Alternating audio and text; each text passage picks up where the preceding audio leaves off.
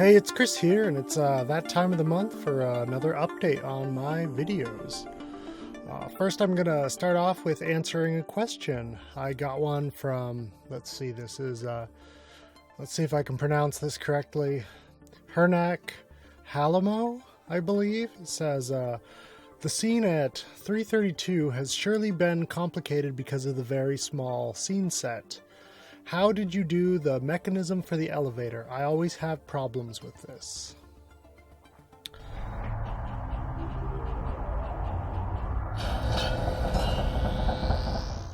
Well, Hernak, I'm going to answer the elevator question first. In the set, I just made an elevator shaft where the elevator car could travel up and down, and I would take and put tiles and just add one tile per frame, and the elevator would slowly go up, or in this case down actually. And so I would just remove a single tile, take another shot, remove another tile, remove another shot, and it would slowly continue down the elevator shaft. There is like some gears and stuff that are moving in the top, but I just animated those by hand. They're not automatic. There was no kind of mechanism driving the elevator. If you look at this behind the scenes picture I have of the set, you can see that there's no place for my hands to go, but the set is very high off the ground. And that's because I designed it so that I could take the floor out from under the set every single frame, animate the characters, and put it back into place. But if you want to shoot a set like this, I recommend you design the set to be taken apart every frame so that you can get your hands in. And to show that, since I can't really go back, I don't have the old set built, I built a new set, an example set.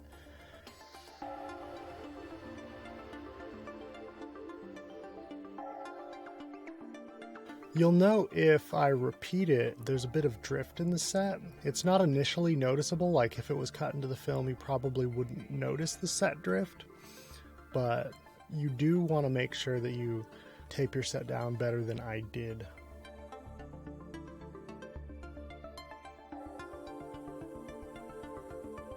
So you can see that I take the wall off to gain access to the minifig.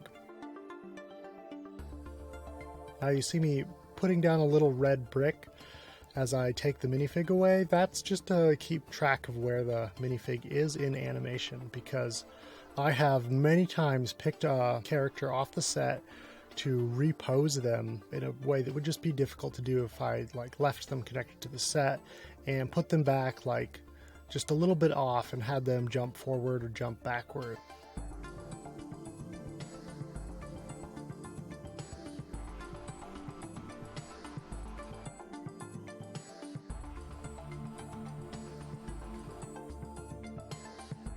The wall goes back in like a puzzle piece. It rests on tiles.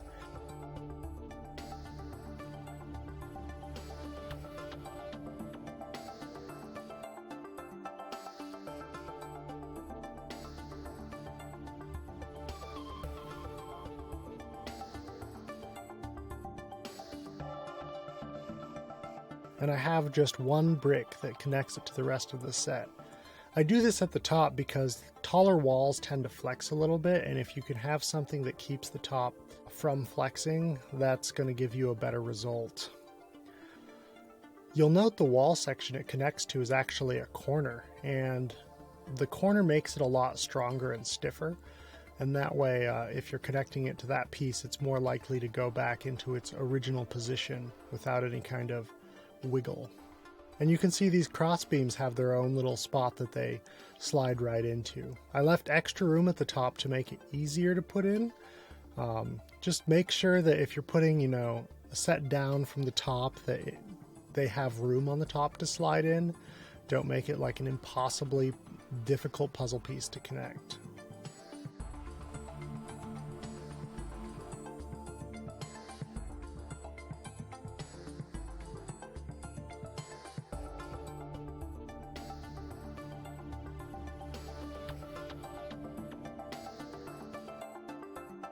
Well, Hernak, I hope that helps answer your question about animating in tight sets. And I'm just gonna end this with a little preview animation of my chicken project. No, it's your fault. Whenever I bring someone over, you are working on some crazy experiment where you... You brought this on yourself! You knew I was working on my research when you left Mom and Dad's. I didn't think you were some kind of deranged Frankenstein. A bit more like Tesla than Frankenstein. I currently have just a bit over a minute animated.